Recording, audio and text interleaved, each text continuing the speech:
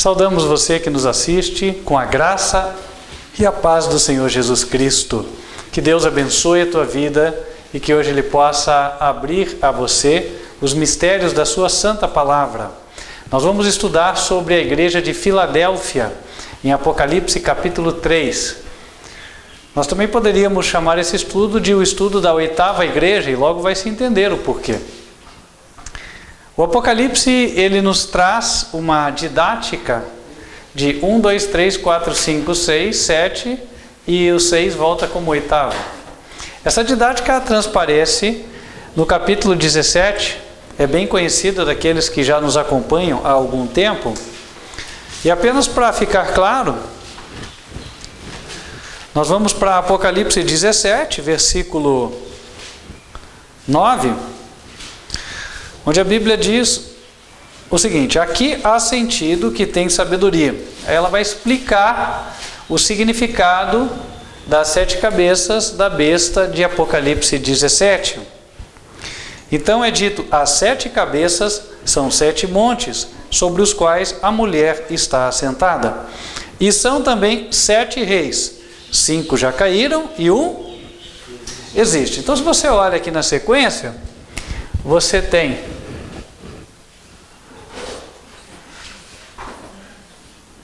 5 caídos e 1 existente. Então é feita uma ênfase especial no sexto.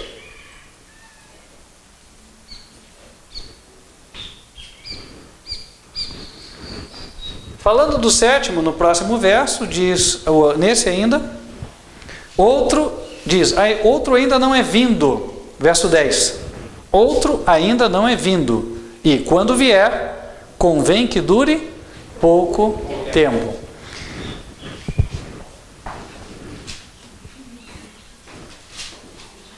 Segundo a profecia, estamos no tempo do sexto rei, quando ela é revelada, porque diz 1 existe e o que existe é o sexto. Por isso eu coloquei o sexto mais acima aqui. Só que, no versículo 11, a Bíblia diz, e a besta que era e já não é ela também, o oitavo. Então mencionou-se um oitavo aqui. Eu vou colocar ele mais alto, afinal de contas ele tem a ver com o tema central do capítulo. O oitavo é a besta. E aí diz, na sequência, o oitavo é dos 7. Então ele é um dos 7 anteriores aqui. Qual deles é? Bom, nós conhecemos a profecia. Um dos papas apenas, representados aqui, tem um nome oficial em latim. O latim é um idioma no qual as letras valem números, e você pode somar o valor das letras, e esse valor vai chegar em 666. Está lá em Apocalipse 13, versículos 17 e 18. Para que ninguém possa comprar ou vender, senão aquele que tiver o sinal ou o nome da besta, ou o número do seu nome. Então a chave está aqui. Número do seu nome.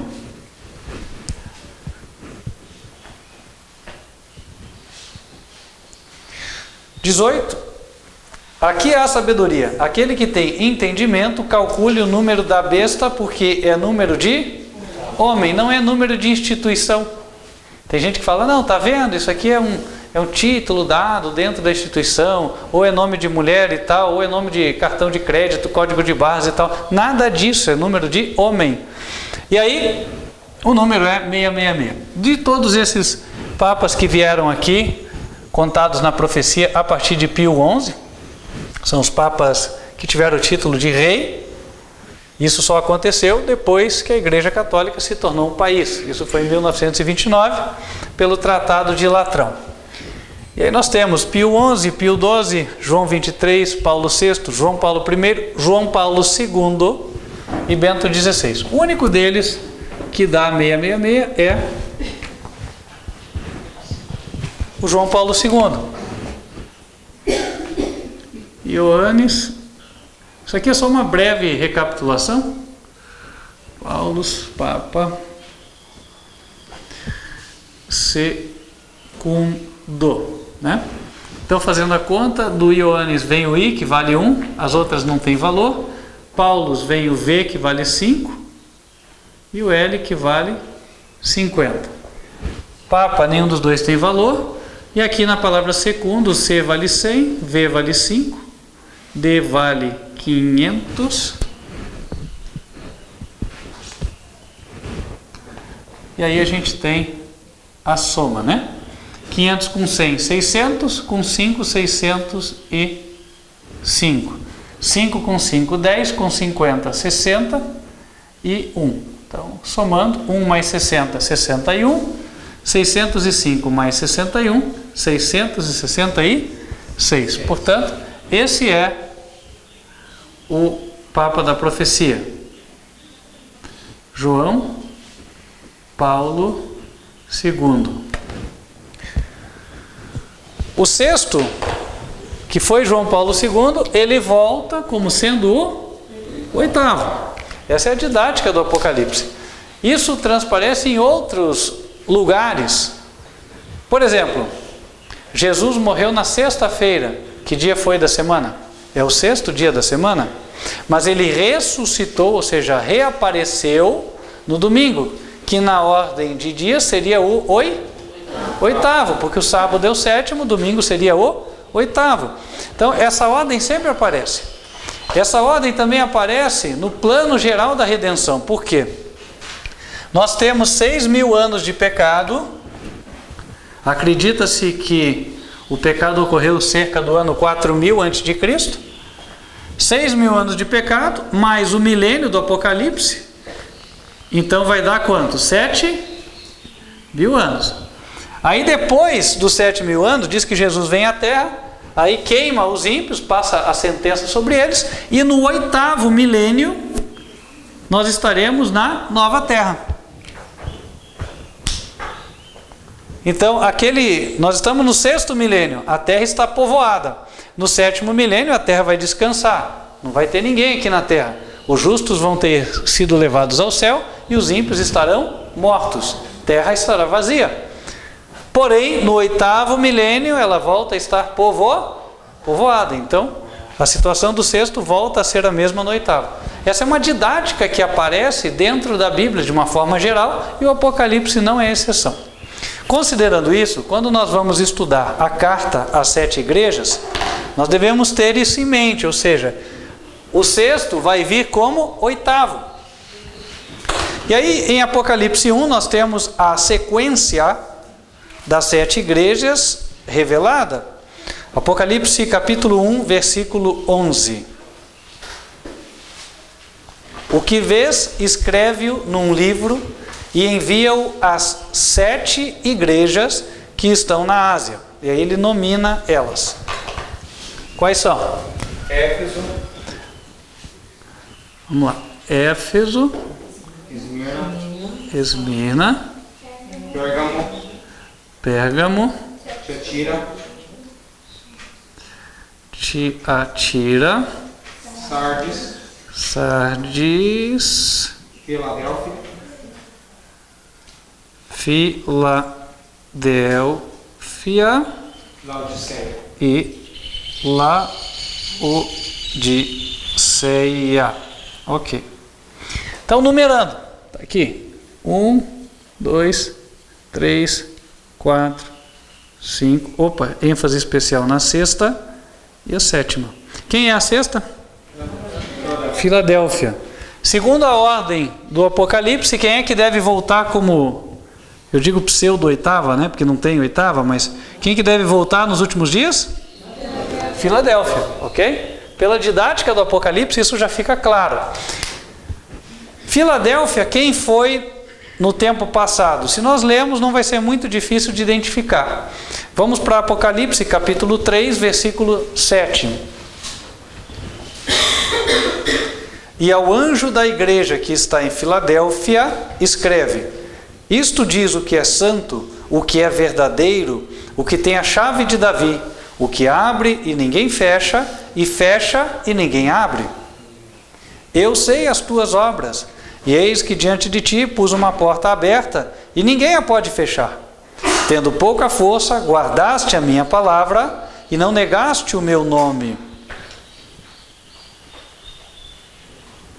Qual foi a igreja que pregou a respeito de um evento, e esse evento, na verdade, foi a abertura de uma porta?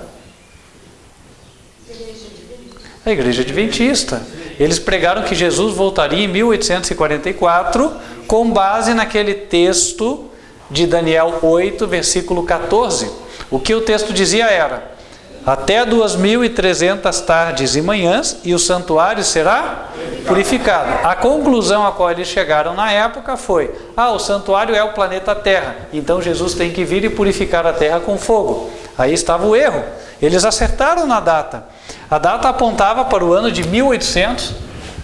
A data estava, no ano de 1844. Só que o evento não era aquele. O evento era a abertura de uma porta.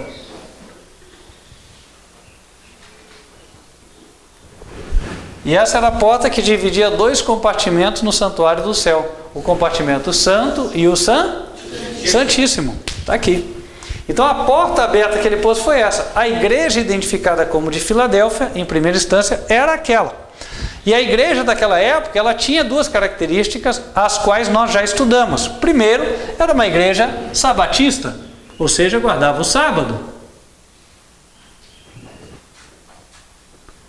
E também era uma igreja monoteísta, ou seja, reconhecia a existência de um só Deus, o Pai. Essa igreja foi oficialmente estabelecida um pouco mais tarde, em 1863. Naquela época, aqueles que pregaram essa doutrina tiveram uma decepção. Jesus não veio como eles esperavam, e aí a opinião pública caiu em cima deles, né? Mesmo os que se diziam cristãos falavam mal. E aí o verso 9 aplica-se bem: eis que eu farei aos da sinagoga de Satanás, aos que se dizem judeus e não são, mas mentem, eis que eu farei que eles venham e adorem prostrados aos teus pés e saibam que eu te amo. Aqui é que começa a haver algo que pelo menos devia colocar a nossa orelha mais em pé. Por quê? Ele fala que, tudo bem, haviam alguns que se diziam judeus, mas eram da sinagoga de Satanás. Segundo a Bíblia, após a ressurreição de Jesus, judeu não é aquele descendente de Abraão. O judeu é o crente, certo? Só para não ficar nas minhas palavras, podem marcar aqui porque nós vamos voltar, mas nós podemos ir para Romanos capítulo 2.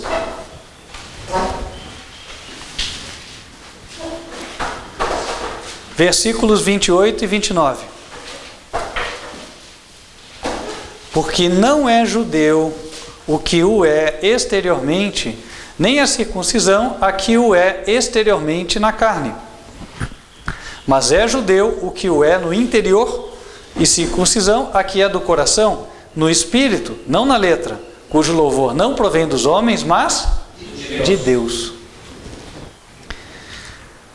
Então o que acontecia na prática, segundo o que o Apocalipse revela, haviam pessoas que se diziam crentes, mas acusavam esses adventistas decepcionados, dizendo: está vendo, esse povo aí não é de Deus, isso aí era tudo errado, tudo coisa do inimigo. Então eles estavam blasfemando contra os servos de Deus.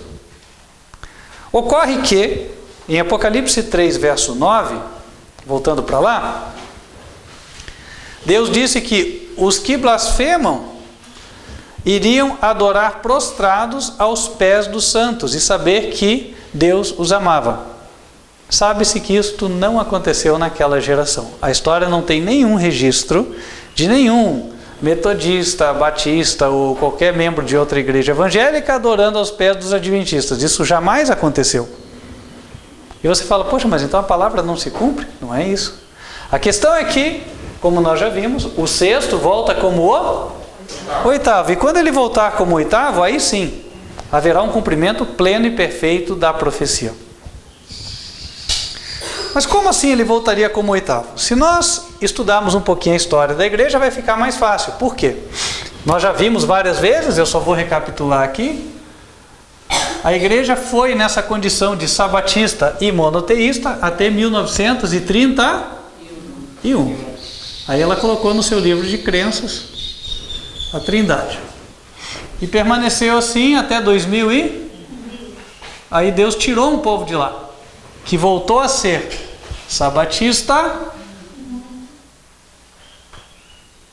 e monoteísta.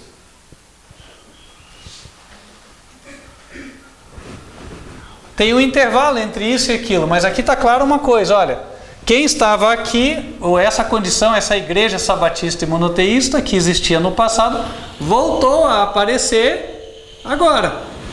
Tal como a profecia indica, o sexto volta como sendo o oitavo.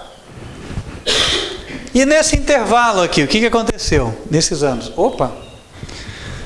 Carta a Laodiceia, a sétima igreja, porque sempre é assim, né? Entre o sexto e o oitavo tem o sétimo. A sétima igreja é a de Laodiceia. O que Deus diz para ela?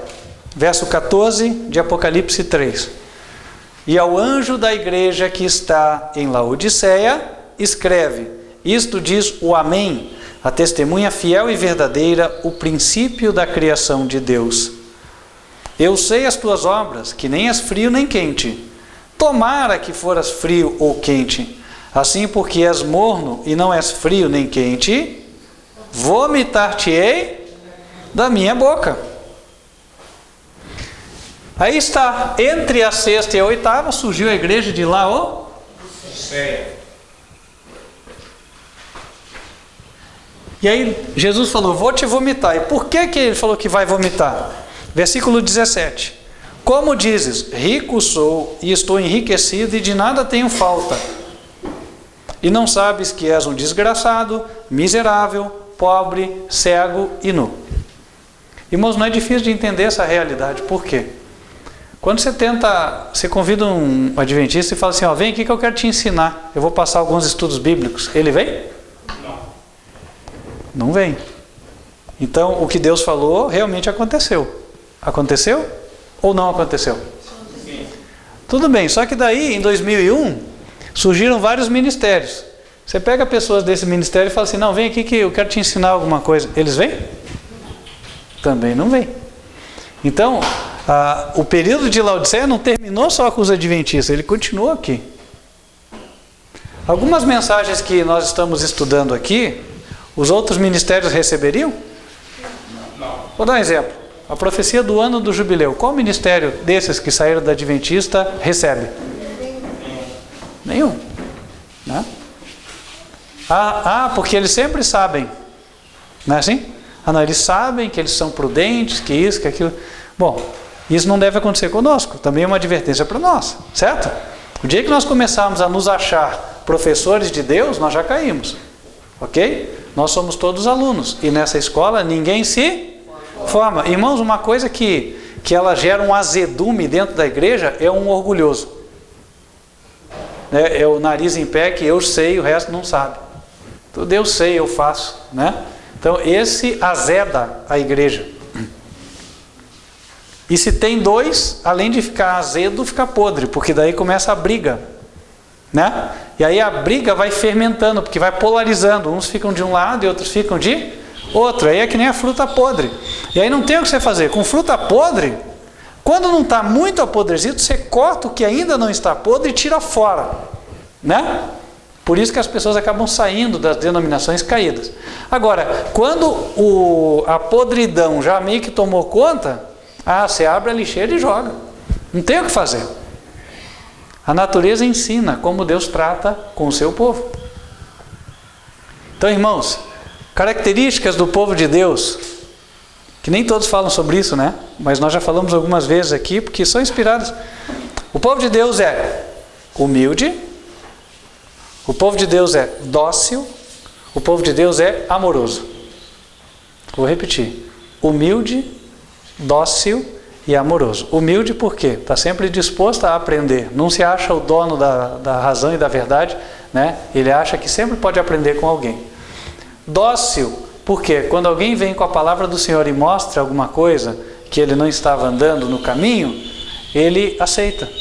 Não, amém e tal. Não fica levantando eu contra aquilo, jogando 10 argumentos porque eu acho, porque Deus não vai cobrar e tal, né? Sempre o homem tem um monte de argumento. E amoroso, por quê?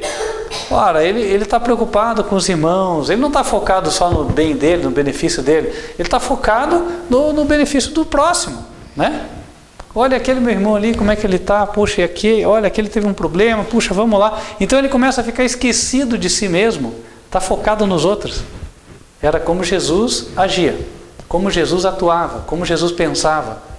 Então estas são características da verdadeira igreja. Não basta você chegar num lugar e ver todo mundo com cara de soldado, nós temos a verdade, né?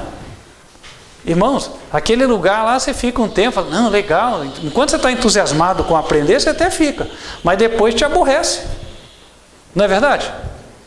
É ou não é? Sim. Irmãos, o lugar onde você quer ficar é onde você sente a paz de Cristo. Esse é o lugar que você deseja estar, porque você é ovelha de Cristo, você quer ouvir a voz do pastor. Bom, então ocorre que nem todos os ministérios que saíram daqui são de Deus. A gente já viu isso por profecia, Deus teria um e graças a ele hoje somos esse povo. O ministério quarto anjo, advertência final. Será? Alguém poderia perguntar, né? Será que somos mesmo? Bom, se nós somos, alguma coisa do que nós estamos vivendo tem que estar revelado na igreja de Filadélfia. Faz sentido? Com toda certeza. Então a gente vai ler e vamos tirar a prova dos 9.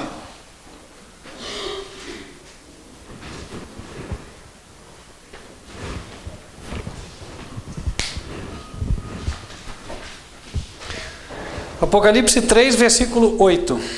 Eu sei as tuas obras, eis que diante de ti pus uma porta aberta e ninguém a pode fechar. Quando falou-se da porta aberta no passado, referiu-se a 1844. O que é que começou em 1844? O juízo de quem? Juízo dos mortos. Aqui. Ora, então quando ele fala de novo da porta, ele tem que estar falando do juízo, mas agora dos mortos não pode ser. Então aqui vai ser o juízo dos? Qual é o ministério que prega sobre o juízo dos vivos? Tem algum outro? Não. Bom, então, pelo menos numa característica já estamos enquadrados. Vamos continuar. Pus uma porta aberta e ninguém a pode fechar. Tendo pouca força. O que significa quando o verso fala tem pouca força? Na época da decepção de 1844, de milhares que esperavam Jesus voltar, quando houve a decepção, ficaram só cerca de 50. O resto tudo dispersou. Abandonou a fé. Então eles eram poucos em número. Nós somos muitos ou somos poucos? Poucos. Está aqui, ó, o acampamento do Brasil inteiro. Aqui, né? Aqui o acampamento dos irmãos do Brasil, do ministério. Claro que alguns já foram embora, mas esse salão aqui comportou a todos os que puderam vir. Tendo pouca força, diz assim: guardaste a minha palavra e não negaste o meu nome. O nome tem a ver com o quê? Com o caráter, obediência a Deus. Os testemunhos que vêm aqui são de pessoas que estão o quê? Enfrentando lutas por obedecer a Deus. Versículo 9: e eis que eu farei aos da sinagoga de Satanás, aos que se dizem judeus e não são, mas mentem. Eis que eu farei que eles venham e adorem prostrados aos teus pés e saibam que eu te amo. Esses da sinagoga de Satanás, qual é a obra deles? O que é que eles fazem? Por que Deus chama eles de sinagoga de Satanás?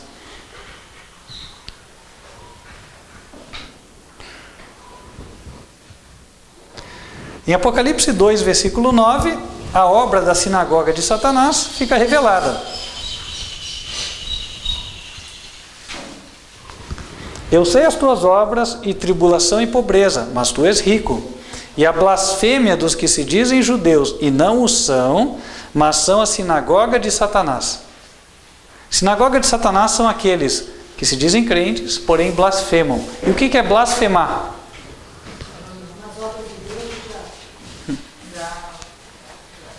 Você chamar, exatamente, você chamar a obra de Deus como sendo a obra do diabo. Se uma pessoa é um servo de Deus, você fala que ele está apostatado. Isso é blasfemar. Ah, mas como? Isso é da cabeça do pastor a interpretação. Não é não. Lá em Marcos, capítulo 3, Jesus fala da blasfêmia contra o Espírito de Deus, o Espírito Santo.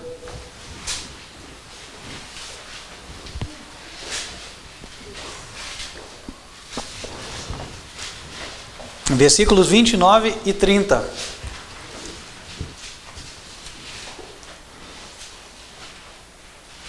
Jesus falou: qualquer, porém, que blasfemar contra o Espírito Santo, nunca obterá perdão, mas será réu de eterno pecado.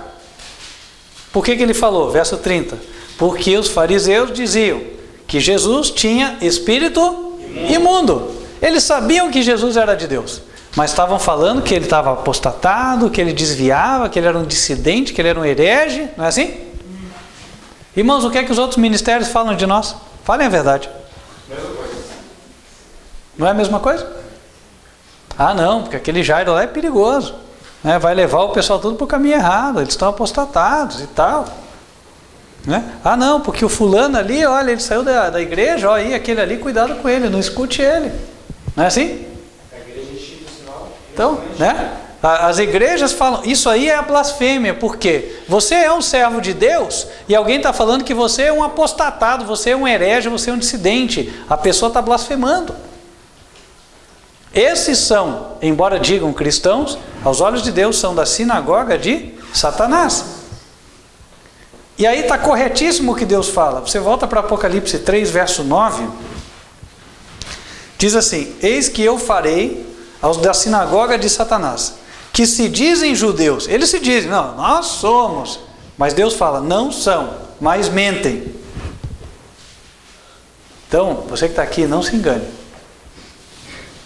Eles podem até dizer, nós somos, não são, mentem. É o que Deus diz. E Deus fala mais, eis que eu farei que venham e adorem prostrados aos teus pés e saibam que eu te amo. Isso vai acontecer na última geração. Por quê? Porque aquele que hoje está caluniando, amanhã ele estará perseguindo ativamente, porque a raiva só vai aumentando. A inveja, o ciúme e a ira só aumentam. Olha o que aconteceu com Jesus. Os fariseus primeiro começaram só, né, falando, não, veja, cuidado, esse mestre novo aí, a gente tem que avaliar, tem que ter prudência e tal. Depois, né, aquilo maturou em ódio aberto. Aí estavam todos lá falando, crucifica-o, a plenos pulmões. E depois ainda mandando matar os apóstolos. Então, irmãos, as coisas são gradativas. Nós precisamos pedir a Deus o dom do discernimento para entender onde está a raiz do mal. Às vezes a raiz começa só com a maledicência, falar mal. Ah não, porque aquele irmão, olha, você tem que tomar cuidado, porque aquele irmão assim e tal. Isso vai maturar. Agora falando para a igreja de Filadélfia, versículo 10, para nós. Como guardaste a palavra da minha paciência? Tivemos que ter paciência ou não? Quando você é caluniado tem que ter muita paciência. Como guardaste a palavra da minha paciência, também eu te guardarei da hora da tentação que há de vir sobre todo o mundo para tentar os que habitam na terra. Qual é a hora da tentação que há de vir sobre todo o mundo? A grande tribulação. Mas quando fala tentação tem a ver com um engano, né? Com algo que o diabo vai fazer especificamente. E é algo que nós cremos e que os outros estão deixando de crer e que a gente já comentou aqui. O João Paulo? Segundo, as pessoas aos poucos vão abandonando a fé, né? Ah não, eu achava que ele viria agora, não acho mais. Ele não vai vir não. Não, eu acho que tinha um erro na profecia e tal. E aí vão largando a fé. Então quando vier eles vão ser enganados. Mas aquele que permanece na fé não será enganado, não vai cair. Versículo 11. Eis que venho sem demora. Nós estávamos estudando aqui, falta muito para Jesus voltar? Ou falta pouco? Menos de 20 anos, né? Com certeza. Então isso se aplica à nossa geração, a nós. Eis que venho sem demora. Conselho de Deus, continuando. Guarda o que tens. Guarda o que tens. O que é que você recebeu até agora? Você recebeu a luz sobre a doutrina, sobre a profecia, e agora pretende permanecer firme. Então Deus diz: guarda o que você tem, para que ninguém tome a tua coroa. A coroa é símbolo de vitória. Então Deus coloca: olha, até aqui você está vencendo. O diabo tentou te derrubar, mas não derrubou. Mas não quer dizer que ele não possa derrubar. Ninguém está livre de cair. A Bíblia diz: quem pensa estar em pé, cuide que não caia. Nós não somos melhores do que ninguém, irmãos. Nossa carne aqui continua igualzinha dos outros, né? Então a possibilidade de nós cair continua igual. De nós cairmos, né?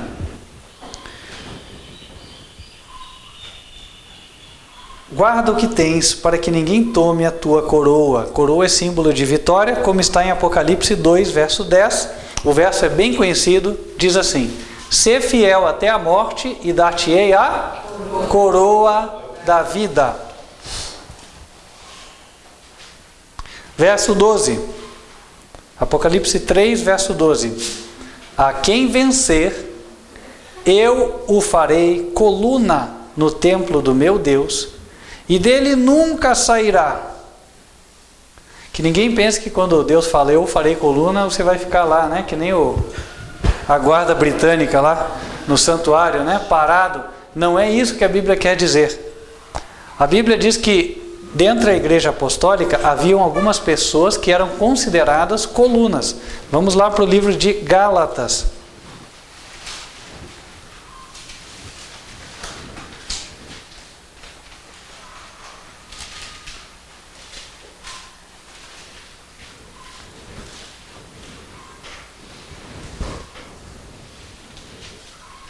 Gálatas 2, versículo 9.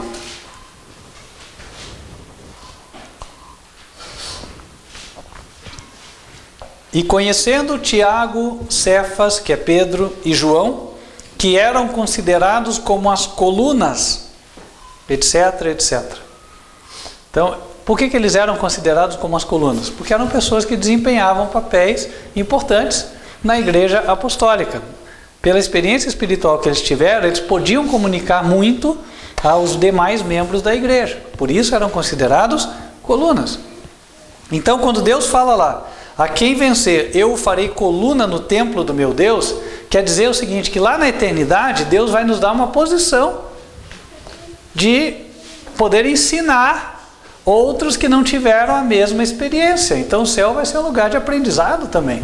O céu vai ser um lugar de trabalho, né? O céu não é um lugar só para ficar de papo para o ar. Afinal de contas, o que nos traz a felicidade também é o trabalho.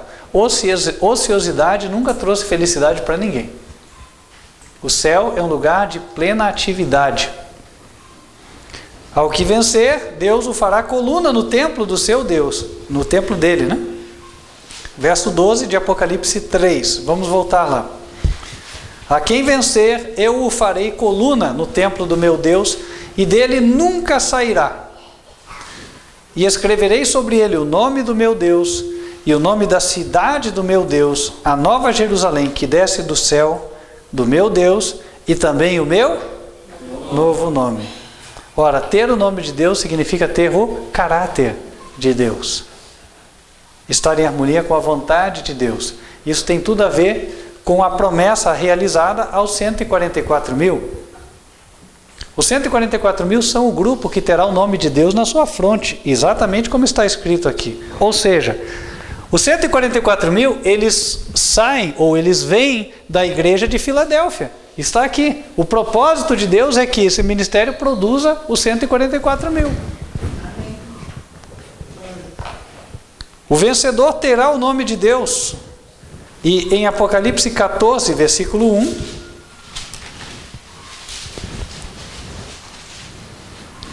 lemos: olhei E eis que estava o Cordeiro sobre o monte Sião, e com ele 144.000, que em sua testa tinham escrito o nome dele e o de seu pai. Portanto, da sexta igreja que volta como oitava, saem os 144.000. Se você fica na dúvida, será que eu vou fazer parte ou que não? Bom, uma coisa já fica certa, você foi chamado. Agora, vai depender das tuas escolhas, certo? Chamados todos nós fomos. E vão ter o caráter de Deus, porque a Bíblia diz no versículo 5, e na sua boca não se achou engano, porque são irrepreensíveis diante do trono de Deus, obedientes a todos os mandamentos. E é por essa razão que no versículo 12, o Senhor nos diz: aqui está a paciência dos santos, aqui estão os que guardam os mandamentos de Deus e a fé de Jesus. Temos de levar essa bandeira ao mundo e empunhá-la onde quer que formos. E o apelo do Senhor é para que nós permaneçamos fiéis a isso. E esse apelo é estendido a nós. Quem gostaria de dizer a Deus: Senhor, eu quero andar em santidade, eu quero ser irrepreensível, quero fazer parte desse povo, os 144.000. Amém? Amém. Em nome de Jesus. Então, irmãos, vamos nos colocar de joelhos e vamos orar.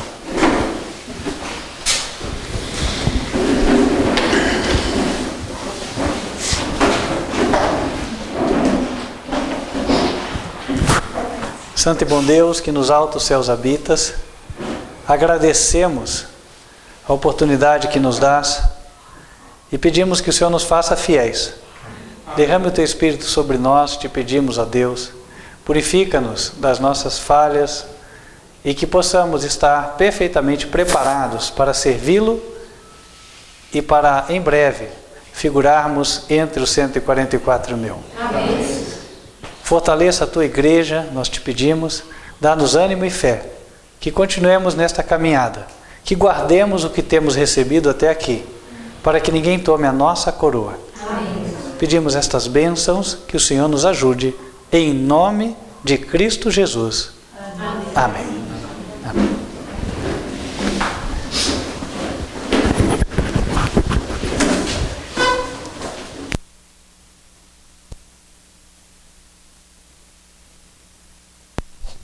Para você que nos assiste, nós estendemos o convite para que você continue acompanhando as transmissões, em especial aquelas que acontecem ao vivo, todos os sábados, em 2 horários. 15 para as 10 da manhã, Escola Bíblica das Crianças, e 11 horas da manhã, Mensagem do Culto. Você nos encontra no canal youtube.com/TV Advertência Final, ou pelo site advertenciafinal.com.br. Se Deus te convenceu de que aqui você escutou a verdade e que esta igreja é a igreja dele dos últimos dias, o Ministério Quarto Anjo Advertência Final, entre em contato conosco e solicite o estudo bíblico, e será um prazer para nós podermos te auxiliar até dar o passo do batismo. O nosso número, WhatsApp, DDD 41 995098425. Nós vamos ficando por aqui, mas antes gostaríamos de invocar as bênçãos do Senhor sobre a tua vida. Feche os teus olhos se você o desejar. Que o Senhor te abençoe e te guarde. Que o Senhor levante sobre ti o seu rosto e de ti tenha misericórdia. Que o Senhor levante o seu rosto sobre ti e te dê a paz. Amém. Que Deus te abençoe e espero estarmos juntos nas próximas oportunidades. Até lá.